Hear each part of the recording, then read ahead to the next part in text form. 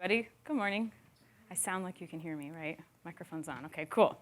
Thanks for being here today and braving the potential rain that maybe is happening. We'll see. Today I'm going to be talking about human flourishing and what sex got to do with it, which hopefully you have the Tina Turner song in your mind, which is what that title was from. Okay, thank you.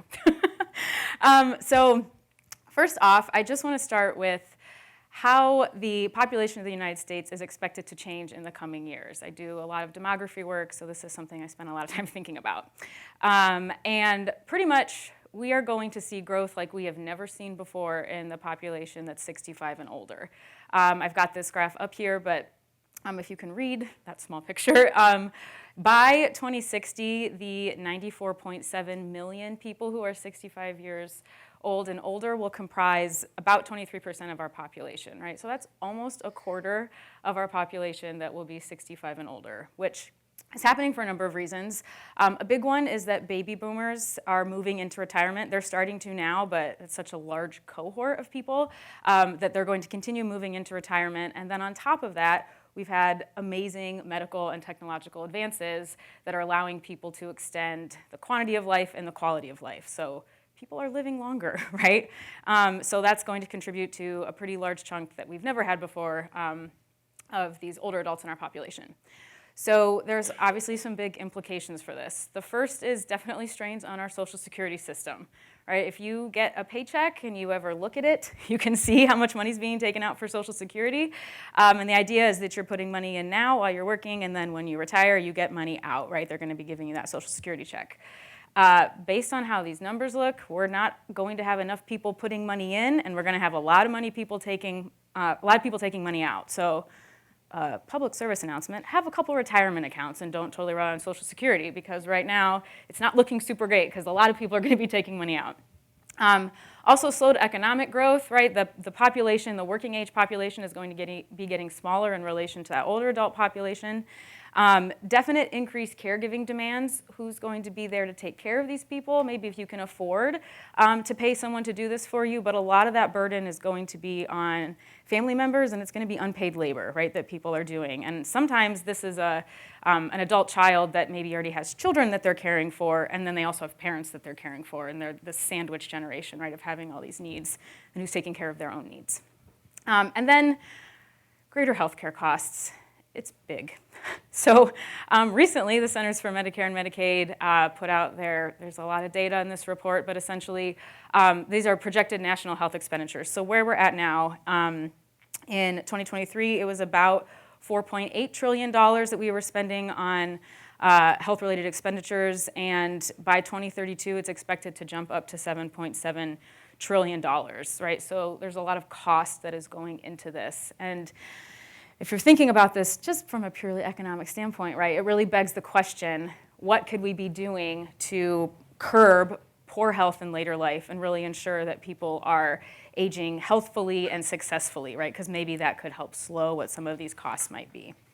So this is what I've spent a lot of my time thinking about, and kind of how I actually got here. As Andy mentioned, thanks, I went to grad school at Michigan State, and that's a picture of me and my advisor on the top left. I didn't go to grad school planning on studying health, and definitely not older adults. I was going to study gender and gender inequality, but then my advisor introduced me to this data set, which is the National Social Life, Health, and Aging Project, which she had just started working with, and it was a relatively new data set that was collected by researchers at the University of Chicago. And it's a nationally representative sample of community residing older adults. And it had 2 waves at the time. It's continuing on, they're adding more waves, and it's got really rich data on social context, sex and partnership, cognition, social networks, physical and mental health, but then they did what I thought at the time was really awesome, is they collected this biomarker data. So they would have people the interviewers would go to their homes, and they would do a blood draw, they would do a mouth swab, they did vaginal swabs. They would go and look at the medications that people were taking and write them down, instead of, like, if I asked you what meds you're taking right now, you probably wouldn't be 100% accurate, like, what can you remember? So they could actually write them down. So really objective data of ways that we can measure health, in addition to, right, me asking you a variety of questions about your health and a bunch of other stuff. So this was the first time that I had thought, and my advisor, right, working with me, showed me that we could use my like sociological training to think about how the social world impacts health outcomes, which is funny because I come from a family of nurses and doctors. This picture of my family at the bottom. Everybody in that photo is a nurse or doctor except for one person.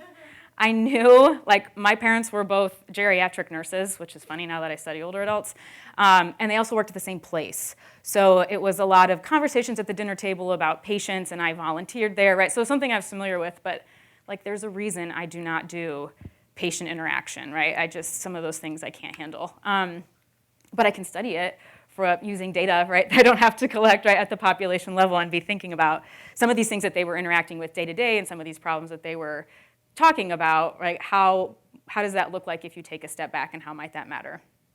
So that was really cool to be able to be like, I can study health, right? It was like ding, ding, ding, this went off. And then on top of it, being at Michigan State was the first time that I ever taught college students. And that was another profession that I was like, I'm never gonna be a teacher. I don't know why I didn't think of professors as teachers. In my mind, it was like K-12, right? Those are people who are teachers. And all my close friends at Hope, they were all education majors, and it was just me, sociology, right, poli-sci. And they all work in the K-12 system now, and I was like, I'm definitely not doing that. And then I spent a year in Boston, and I was tutoring high school students, but I still didn't want to be a teacher, right? And then I go to Michigan State, and it's like, okay, teaching college kids about like what I'm really passionate about and interested in is really fun, right? So maybe I could do this. Maybe I could think about being a professor, and getting to do both research and teaching could be really great. So that's kind of how I've got to where I'm at today, and it kind of took a couple, like, oh yeah, moments, right, to figure some of that out.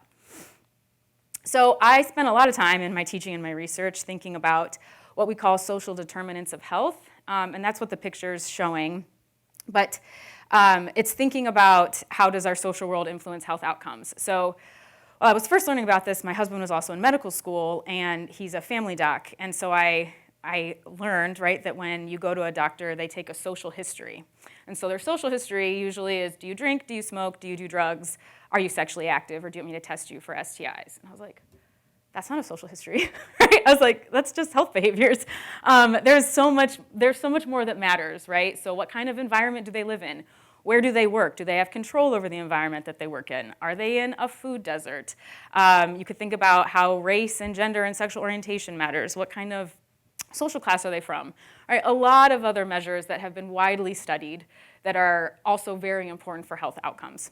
And so I spent a lot of time thinking about social relationships. And so, again, this is something that people have been thinking about for a long time, and it's been shown in a number of ways that social relationships definitely do matter for health outcomes. And it can vary by the type of relationship you're looking at. So how integrated in a community is somebody, right? What kind of social ties do they have? Or are they socially isolated? Loneliness has been studied more recently, and it's been shown to be related to mortality. So people who report that they're lonely, their risk of death can increase by up to 14%.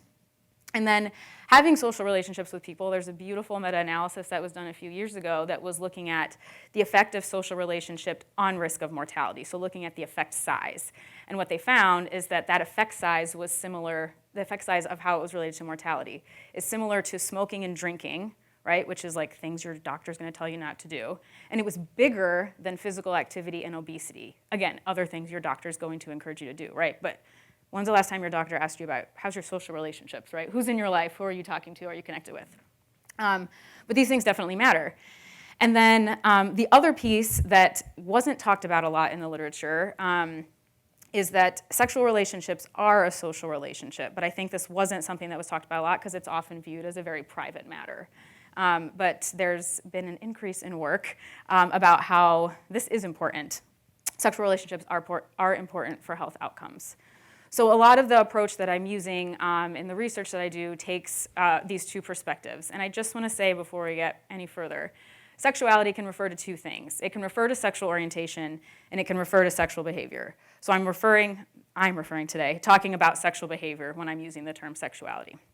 So first off, establishing that sexual relationships are an intimate type of social relationship, and that they matter across the life course. So this life course perspective It considers how time and place, transitions that you're going between, say, different periods in your life, relationships that you have with other people, how this can impact your individual health outcomes. And are these positive things that are going to have a positive effect over time on your health, a cumulative advantage, or are these negative things that are going to get worse and worse and then have a cumulative disadvantage on your health over time?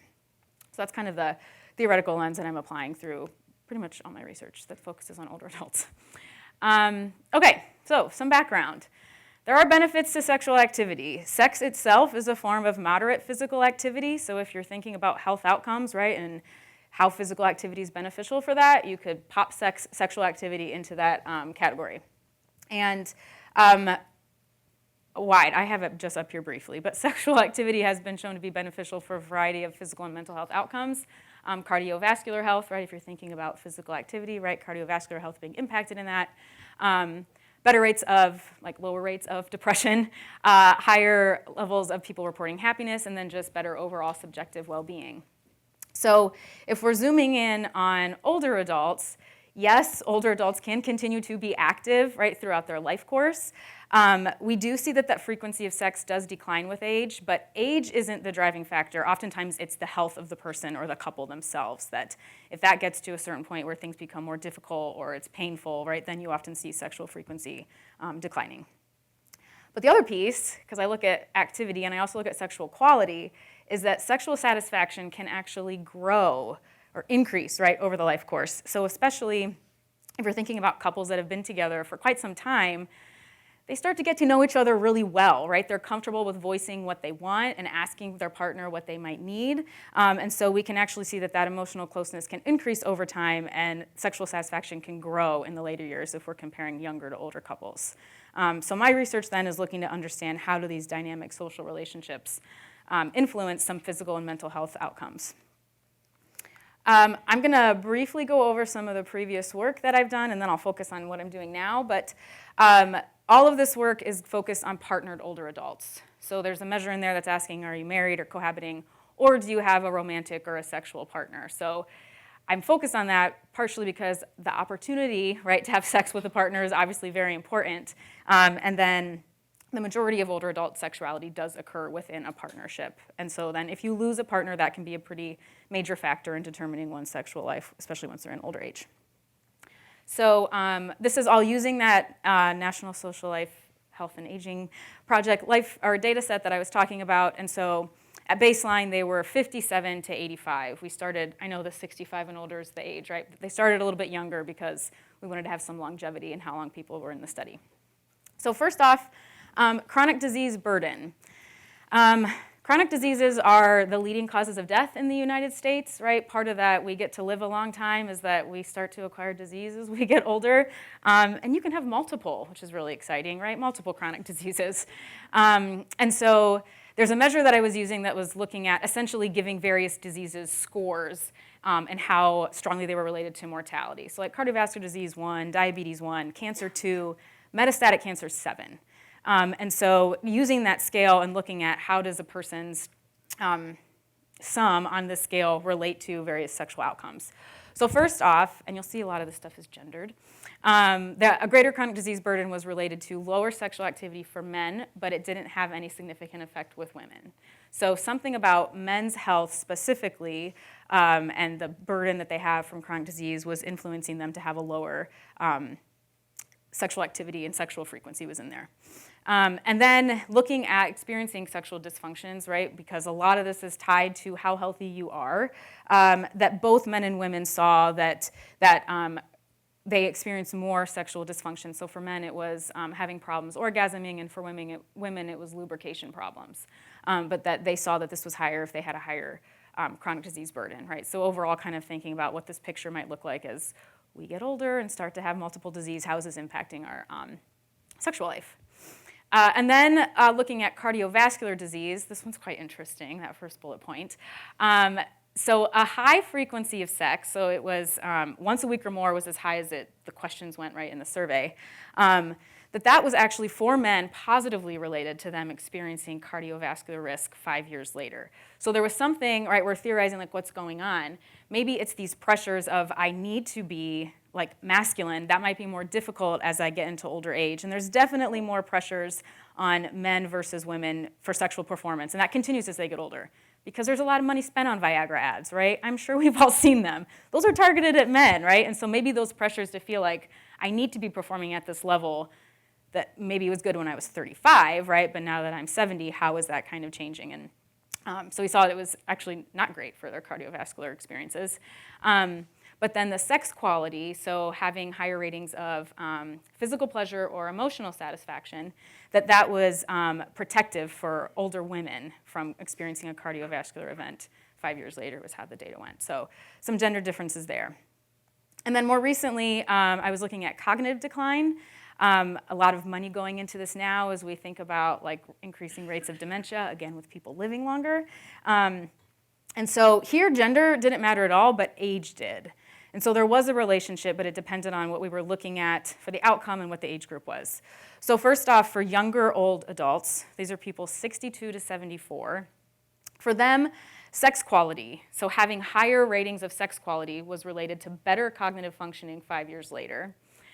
And then for the older old adults, which was 75 to 90, them, it was just sexual frequency. Having more frequent sex was related to better cognitive functioning 5 years later, which is the opposite of what we thought we were going to find, right? We thought that, that it wasn't, not necessarily the frequency that mattered as you got older, but it was what's the closeness like and how did that matter? But actually maybe it's if you're able to have any sex, right? If you're able to have sex as you get into those older stages, that then might be beneficial for you from that, like, it's a type of physical activity standpoint and how that could affect some of these health outcomes. And then sex quality for the younger old adults, these are people that maybe are newly into retirement, right? Kind of establishing new routines and getting used to seeing each other more often, right, than they might have used to. And so feeling that they can still build that closeness and have that quality was more important, right, for some of their cognitive health outcomes later on. Okay, so where I'm at now, I've got two projects that are ongoing. The first one looking more at sexual attitudes, and this one, again, using that same data set. So I want to jump to what the results are first. And this one, I have another wave thrown in there, so we can look at change over 10 years instead of just 5, which is great. But the results are similar for men and women. And so it's interesting because, if you can see, sorry, at baseline, people who reported that sex was very or extremely important to them, so they're placing a high importance on sex, they had higher rates. This paper is looking at psychological distress, which is a measure, like a scale that you can use to test for depression, right, indicator of depression. So both men and women that say, yes, sex is very important to me, had a higher level of these psychological distress scores at baseline compared to those who said, no, it's not important. But over time, you can see that theirs goes down, right? That dark line goes down, and the people that sex isn't important to, their psychological distress goes up over time, right? Both for men and women. So then thinking about that other point there, that maintaining an important view of sex might be beneficial for older adults as they're aging, right? And thinking about well-being and what can we be doing to encourage this, right? So I'll talk about this in a little bit, but we want to encourage, like, it's okay, right? This is something normal that older adults should be thinking about and asking about, and it's great, right, if you think that this is going to be important for you as you get older, especially because it might benefit, right, psychological distress scores over time. So that's one interesting aspect in looking more at sort of a mental health measure. And then this summer, I had the opportunity through funding with a global health program to work on a project with a student researcher who's here. And we were looking at older adults that had diabetes, so zooming in on that population first. So it was either, has a doctor told you you have diabetes? Are you taking meds for diabetes? And then what's your A1C level? So HbA1c is glycosylated hemoglobin, and so it's a nice way to, it's a blood draw, and you don't have to be fasting for it, which is nice. And so if your A1c is 6.5 or higher, you have diabetes, right? We can use it to be diagnosing. And so looking at that population, how does sexual activity and frequency and quality, how does it relate to HbA1c levels over time? Because if you have diabetes, that's definitely something that your doc is going to be watching, right? You want to make sure that that's not out of control. So kind of going across, and again, similar results for men and women. So the first one is just Have you been sexually active in the past year, yes or no? And again, those who had start out with higher A1Cs at baseline, but then over time you can see that their A1C doesn't increase as much as the group that they had not had any sex in the past year. And again, these are partnered older adults, right? So they have the opportunity, right, to be sexually active. So over time, their A1C actually ends up being worse 10 years later. And then for sexual frequency, even though that group that for some reason 2 to 3 times a month is like the sweet spot for sexual frequency when we're talking about A1C, that group, even though they started out with higher A1C levels, as that time continued on, right, theirs actually dropped. You can see the negative slope there across the various waves, and so that by the end, they actually have lower A1Cs compared to people who had had no sex in the past year. So maybe, right, we should be thinking about encouraging sexual activity as a way to manage diabetes, which sounds a lot better than being like, stop eating all that salty food, right, and make sure you're exercising more. Maybe you could engage in more sexual activity with your partner, right, as a way to bring this down over time. So that's what we're looking at. That's what I'm looking at right now. And then moving forward, there's so many things that I want to study, right? So many different ways that this matters. And not a lot of work that has been done, which is really exciting. But a lot of stuff I've done has been more objective measures, right? So thinking about some of those chronic diseases. Chronic pain is really, really common in the United States and still even for the older adult population, but it's more of a subjective measure, right? Like, how are you feeling? How intense is it?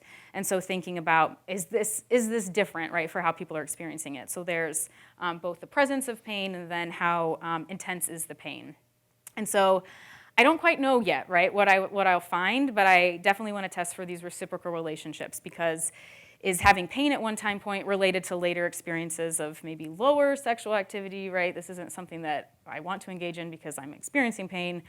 Or could sexual activity earlier on be related to then lower experiences of chronic pain down the line, right? So kind of thinking about some of that.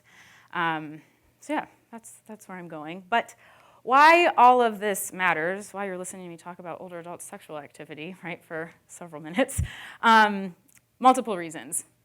The first is really needing to provide more evidence to medical professionals about how this is another factor that you should be talking about. I was just looking at some studies, and there was a national study asking older adults about like their experiences with the healthcare system, and 70% of them said that they had to ask their doctor about their sexual life. It was not something that doctors were bringing up. And then other research has shown that doctors, they don't feel like they have the training to be asking their patients about this. And then in so many words, right, they also have these attitudes that you're not procreating anymore, right? Do I really need to be asking these questions? This isn't something that like culturally we see happening, right, very frequently. It's definitely not like what you see happening in movies. I mean, I know there's like The Golden Bachelor now, but that's new. So we'll see how that goes. But it poses a public health risk, because if we are assuming that older adults are not sexually active, this corresponds with some of the increases that we're seeing in STI rates among this population. HIV earlier on, and now we're seeing gonorrhea and chlamydia go up. And I mean, there's other reasons, right? You want to be talking to your doctor about your sex life, not just I'm procreating versus not, right? So this is really important to get sort of that community on board and kind of pushing this maybe in early medical school practices and making doctors and patients feel comfortable, right, that they could be talking about some of these questions. And then based on what I showed at the beginning, it's really in our country's best interest, right, kind of whatever interest you're zooming in and looking at, to be encouraging this healthy aging experience.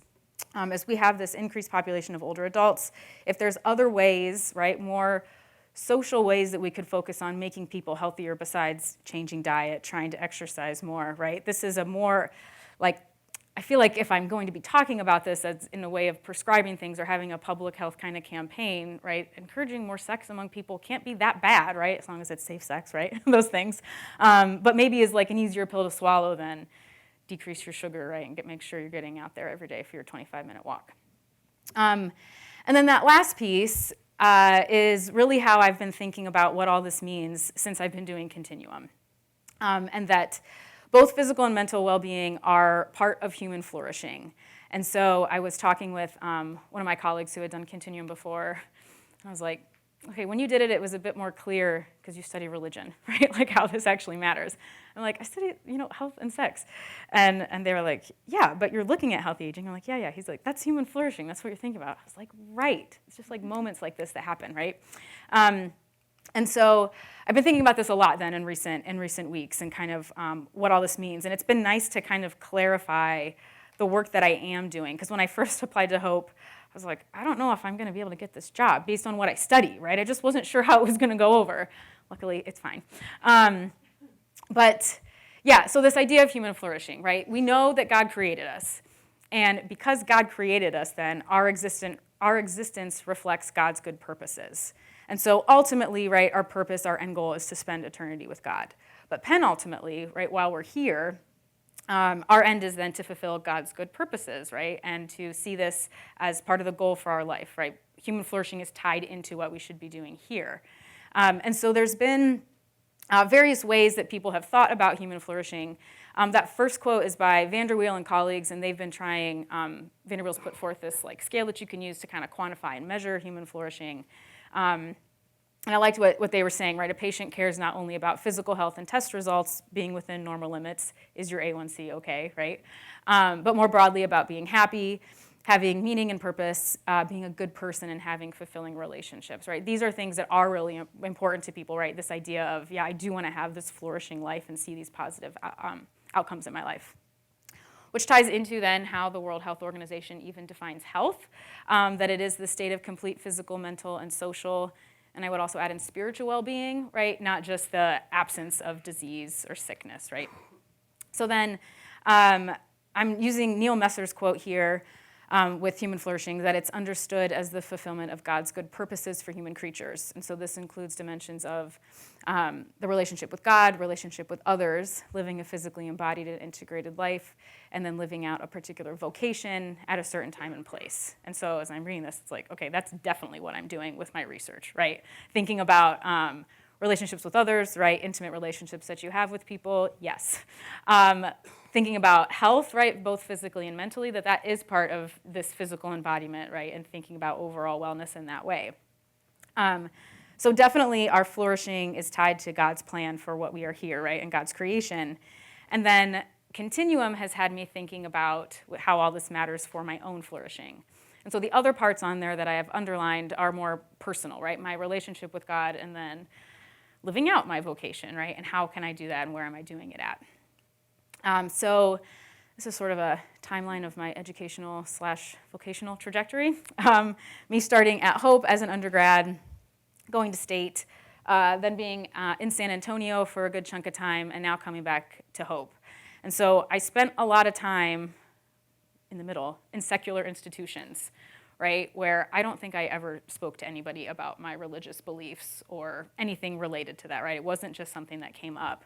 And so I think I was able to fulfill and kind of live out what I knew was my Christian calling in the way that I was teaching, because I teach a lot about inequalities, right? So kind of encouraging students to realize that there are injustices related, say, to class or to race or to gender. But I was never overtly saying, and that's where Jesus would have been spending his time, right, with these groups and trying to make change.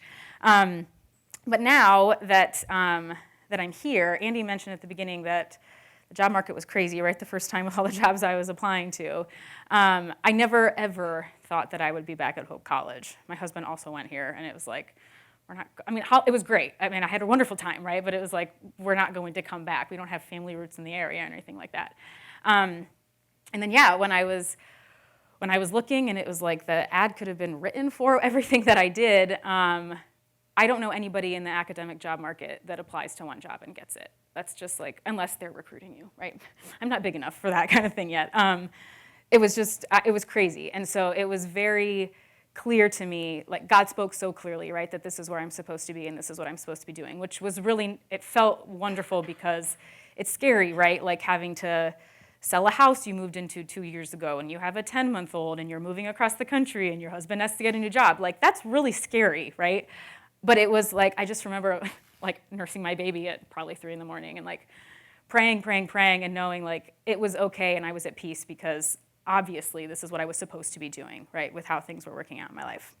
So For me, teaching and researching at a Christian liberal arts institution, it means that I'm able to flourish, right, in so many words, that I'm now in a place where I have colleagues and I have students where I know already, coming to campus, right, that we have a shared religious background and tradition and beliefs, and it's a place that I can talk openly about that. And I think the relationships that we can build with our peers, and then, right, that's obviously meaningful for us, but that also comes through in the relationships that we have with students. And I think that's what makes Christian liberal arts schools really special, right, in how the environment that's created, because there's this common understanding and this shared belief that's happening. So, yeah, when I tie into like this penultimate purpose of how I should be on living out my life in a way that's fulfilling God's good purposes, I can see that it is that I'm here, I'm at hope, I'm at a place where I can flourish, and that's really comforting, right, to know at the end of the day. So that's all I have. Yeah. Okay, we definitely have some minutes for some interaction with Dr. Shen after this great presentation. So who would like to go first?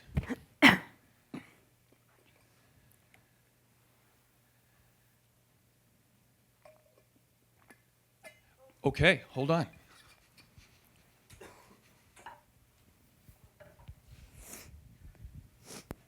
Thank you. Thank you for explaining all of that. I was wondering how we could implement your research in like nursing homes or like in Nursing homes. nursing homes. Yeah. Because I know that that's a big issue that at least people that work there face of not, like you don't want the elderly to be sexually active. Yeah. But your research. That's a good point. And I said community residing, but so the data set that I am using excludes people that are, let's say, institutionalized, right? So there's no people that are in nursing homes that are in this data set, but it always comes up when I'm researching this, because I think those are like some of the headlines that people see. It's tricky because oftentimes if there's not like directive coming from the staff, it's oftentimes coming from the adult children, right? Like I don't want my parents or parent, right, to be active with somebody else, and if the other parent maybe has passed away, right, that can be difficult for them to be thinking about, and I don't want this to be happening. So I think the first part is breaking a lot of this social stigma about older adults being sexually active, period, and what does living a life in, let's say, a nursing home actually look like. If you want it to be like a life that's worth living and this aging well, that would include dimensions of relationships, right? And so it doesn't have to be high sexual activity, but having the opportunity to build maybe emotional closeness with people. Obviously, the research shows that that's really important, right? So, but I also, again, my parents worked in a nursing home for a long time. And so I know that puts a lot of burden on then the staff to be like, sort of making sure, you know, whose kids told me that this is okay, who isn't this okay for, is this inappropriate with some of the relationships that are already happening? And so I think that can be difficult. I think a lot of nursing homes now, they often have like various wings depending on what conditions are. So like if there's perhaps like a dementia wing, right, that would maybe be a place where we aren't really thinking about this more. But if there's people that are in, let's say, an area where it's not, they can live a closer, right, to normal life, the meds are kind of spaced out and they're pretty lucid, that might be more of a space where this research could be more introduced and how it is important, right? Because if we're just thinking, I mean, just strictly from health benefits, right, it would be useful to have that increased in your population, but definitely tricky. I'm not trying to like write a manual about how this should be implemented in nursing homes, but it's something that comes up a lot in the conversations that I just had with my family members for how it might matter. And I know it's like it's saying that doctors need to do all these things or nurses need to do all these things, and they're like, but we only have 15 minutes, right? Or we have 50 patients. Like, how are we supposed to be doing these things? So a way that's maybe more useful, but just incrementally change and showing that there's research for why we're doing this, not just because, right, we think it would be fun, but it actually can matter for their health overall. Where's Andy? Oh, there he is. Others. Thank you, Dr. Shen. Could you talk a little bit, I mean, this is kind of maybe connected to the last question. Could you, this isn't directly related to your research, but could you talk a little bit about how much agency we afford older adults? Yeah. and how that connects, right, with our expectations around sexuality and behaviors. Yeah. Yeah, maybe I'll leave it there. Yeah. So with the aging baby boom cohort, they're first off the wealthiest older adult cohort that we've ever had, and everything that they've done in their lives, because it's such a big group of people, has an impact on the United States. Like, we need to have more schools because we have all these kids, right? Protesting Vietnam, like everything that they do has an influence on us.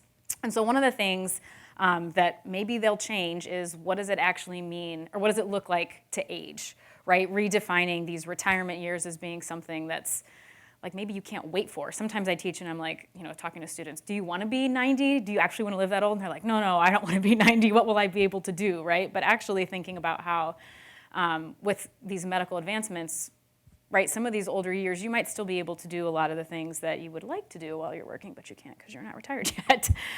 So I think with that change, there will be more push from them to have more agency, right, and what they're able to do, and push back against some of these stereotypes about what an aging or older body actually looks like. And I think that media has such a big role in influencing what we think about, especially when we don't know anything about a certain population, right? So if they're able to be pushing for more representation in some of these, I don't know, TVs and movies, right? Places where we're actually seeing some of these things, if you're not actually interacting with people, that could maybe push for more of it. So I think a lot of it will come from the population itself having more to say about, no, that's not right. That's not what my life's like at all, right? And look at all these great things that I am able to do. Should be. I mean, part of the reason, I know you're supposed to be objective in your research, right? And obviously, I'm not fitting this category, but like, I want to age successfully and healthily, and like, what could I be doing, right, as I get older to encourage that I also can enjoy retirement, right? Yeah. Thank you. Yeah. Your research primarily focused on partnered older adults. Yeah. So what is known about non-partnered? Like, so people who lose their spouse and, they're, focus on later life and they're trying to develop new relationships. What's sort of the recommendations, or what's known, I guess, in that area? Yeah. So we know that men more often will repartner after they've lost someone compared to women. So then that leaves a lot of older women that are unpartnered in later life. And from what I've read, I haven't read a ton on this research area, but like the importance of those social relationships as people are getting older, if they're single and if there's not family in the area anymore, or they've moved away, or their children no longer live in the area, their health is it declines much faster. And so, I think, like, I've read some stuff about like sexual activity that's individual, so focus on masturbation and how that can matter. But if there's not other factors that are kind of building up the overall like health profile, it's really a group that could be targeted more at thinking about what could we be doing, because isolation and loneliness can be really difficult, especially if there's not that person or you lose that person, right, that you were going to be getting older with. And there's also some research on how it affects health outcomes if it's an unexpected loss versus if it's something that they kind of knew was coming. The unexpected loss really has worse outcomes, right, for physical and mental well-being, versus sometimes if it's something that was like a long progressing illness and then they knew it was happening, those people tend to fare better with what some of their outcomes are. But yeah, not in terms of like sexual behaviors, it's kind of hard to study, because usually it's more like they have like attitudes, right, that they want to do this. And the sexual attitudes, right, the work I'm looking at now, like, is sex important to you? Those stereotypes about like older adults are not sexually active, those are internalized by the older adults too, right? So that if they actually have those beliefs, then they might not think that they should be doing this. They shouldn't be talking to their doctor about it, right? It's dirty or something that I shouldn't be asking about. So lots of reasons, right, why we should be changing this, but also even thinking about then people who want to maybe be partnered, but they aren't, and that opportunity, missing that opportunity, how that affects their health outcome. Definitely some negative stuff. Yeah.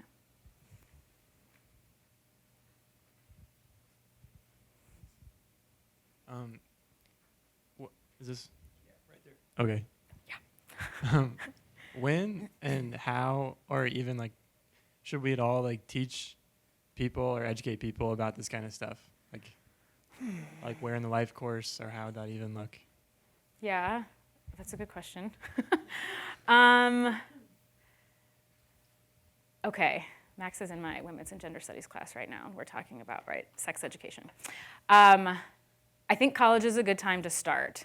And I know we're like in a college setting, right? But it's good to be hearing about this now. But because it's also an opportune place where you could have access to people to be talking about this. Because again, it's not another thing that should necessarily be on a doctor's plate. Like, let me also talk about all these other things, right? And thinking about who you're interacting with.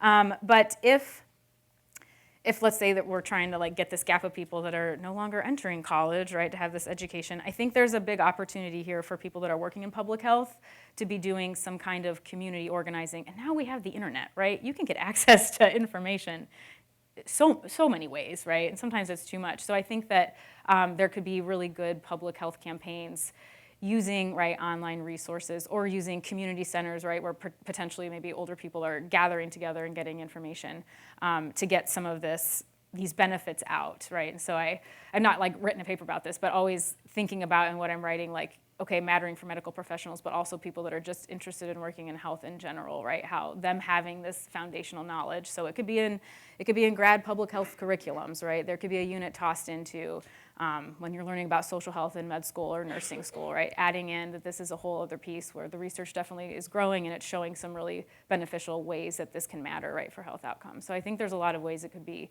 inserted now, but then if we can start adding it more into, college curriculum and some of these topics, right, with people that are interested in health, pre-health, right, various ways that they're doing majors, I think that could be useful. And then in the long run, and then when you all get old, right, and thinking about how it matters. Can I ask you a question about your vocational journey? Yeah. In your bio, you talked about after you left Hope, those first few years, you were not sure what path you were going to be on exactly. Yeah. A lot was being figured out. And it strikes me, students, as they get closer to graduation, seniors, as they look at those first few years out there, there's just that tendency to feel like you need to have things figured out. But a lot of time, those of us who have been through that know that's not always the case. Could you say a little bit more about that, those first few years out and that process for you of kind of how you worked your way through, all of those things? Yeah. So I was a double major at Hope, poli-sci and sociology, and sociology was the fun major. Sorry for the sociologists in here. Poli-sci was like the hard major, right? And that's just like, sociology made a lot of sense to me. And then I had no idea what I was going to do when I graduated. I didn't have grad school lined up. I wasn't really necessarily thinking about it. I applied for Teach for America, if you know what that is. I didn't get it, which was probably also a God thing. But then I got all these emails about, you got so far, here's some similar opportunities, which is how I got connected to this program in Boston. And when I was there, do we still use the word hope bubble, right? It can be like its kind of own community, and then you get out and it's like, okay, things are a bit different, right? How can I be applying what this means? I don't know every single person around me, right, on this campus. And so being in a city and working with people my age was great because I was in this place where everybody was doing the same thing. This was really just kind of a one-year teaching, tutoring journey that we were on. And so I didn't go in thinking, I'm going to definitely go to grad school. I didn't even know that I wanted to go to grad school. But people were talking about what they were applying for. And it was like, okay, like, what could I actually do? So I think it's okay. I'm talking to some seniors now, and it's always like, should I ask them if they know what they're doing after they graduate? Is that going to be a sensitive question? I think it's okay if you don't know right away, right? You've got a degree, and so that definitely can give you some direction. Sometimes it's not even the same, right, as what you've been studying, but moving to Boston was a little bit scary. I didn't know anybody there, right? But it ended up being a really great experience because I was then connected to people that were also my age, also sort of on the same path and thinking about grad school. It got me also thinking about some of those things too. But yeah, you always get the question, like, if you go into a PhD program, like, why are you here? I honestly don't have a wonderful answer. Like, I just really liked school. I really liked sociology. And it was something that, as I was working in Boston and kind of seeing some of the inequalities there, is like, this is something that's really important that I should be working on. But again, health and sex was absolutely not even on the table, right? I totally got to that once I got to grad school. Going back to your research, Yeah. if that's okay. Yeah. Your really beautiful, poignant research you talked a lot about partnered older adults, and it appears with like an emphasis on cisgender heterosexual partnered adults. Yes. And we saw some differences between male and female participants. Do we have data regarding queer sexual relationships in aging populations? And if so, like what differences do we see between those and heterosexual sexual relationships in aging adults? Yeah, that's a great question. So all of the data set that I'm using doesn't have really a large enough sample to compare. They're starting to add more as they add these younger cohorts. There's been wonderful work by Deb Umberson and some of the colleagues that she works with, also down in Texas, that is qualitative research. So looking at, it's a sample that has like queer aging couples and heterosexual couples, and kind of comparing some of those differences and seeing, like, there are some similarities, right, as we're getting older and how that matters, but because you're looking at this generation where they've had so much change over their life, that definitely comes up in some of the conversations that they're sharing, right, with the interviewers about if they've been together a long time, they've likely been through a lot, right, in the various places that they're living, and so how that can have an impact on some of their health outcomes. But we see a lot more egalitarianism in those relationships compared to different sex relationships. And so in terms of like care work, so women tend to, in different sex relationships, they tend to do a lot more care work for their male partner, right? Like the doctor said you should be doing this, make sure you're taking your meds, you shouldn't be eating these things, right? And so there tends to be benefits for marriage on men's health, and that continues across the life course. So it's more shared in the queer relationships, and so we can see that the health benefits can go more to both partners instead of just one. But people are working on this, right? It's definitely a great question that you're asking, and hopefully I'll have enough data to be making some of those comparisons, because it's really, important work to be doing. It's a good question. Well, friends, I want to again say that those of you who've had a chance to know Shannon know that she just is delightfully engaging about both her work and in her teaching. I know if you've had her as a student, you know that. I certainly enjoyed very much the time that we got to spend with her this summer and what she added to our group. And I hope you'll join me again in thanking her for everything today. Thank you. Thanks.